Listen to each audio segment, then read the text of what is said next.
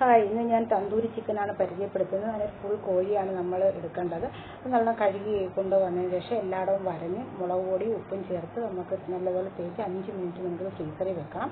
ഫ്രീസറിൽ വെച്ചതിന് ശേഷം നമുക്ക് ബാറ്റർ തയ്യാറാക്കാം. അവരവരുടെ എരിവിനനുസരിച്ച് മുളക് പൊടി, മഞ്ഞൾപ്പൊടി, മല്ലിപ്പൊടി, കുരുമുളക് പൊടി, മസാലപ്പൊടി, പിന്നെ ഇഞ്ചി, വെളുത്തുള്ളി, കറിവേപ്പില പേസ്റ്റ്, കുറച്ച് കസ്തൂരി മേത്തി, ഉപ്പ്, മല്ലിയില പേസ്റ്റ് ഇതെല്ലാം കൂടെ ചേർത്തൊന്ന് യോജിപ്പിച്ചതിന് ശേഷം കുറച്ച് നാരങ്ങാനീരും ഒഴിച്ച് ഒരു 2 ഉരുളകളാക്കി മാറ്റി വെക്കുക. അത് ഒരു ഉരുള നമുക്ക് ഫ്രീസറിൽ നിന്ന് എടുത്താൽ ചിക്കൻ്റെ പുറത്ത് തേച്ച് പിടിപ്പിച്ച് നമുക്ക് നല്ലതുപോലെ അതൊന്ന് 3 വിസിൽ കേൾപ്പിക്കത്തക്ക രീതിയിൽ വേവിച്ചെടുക്കണം.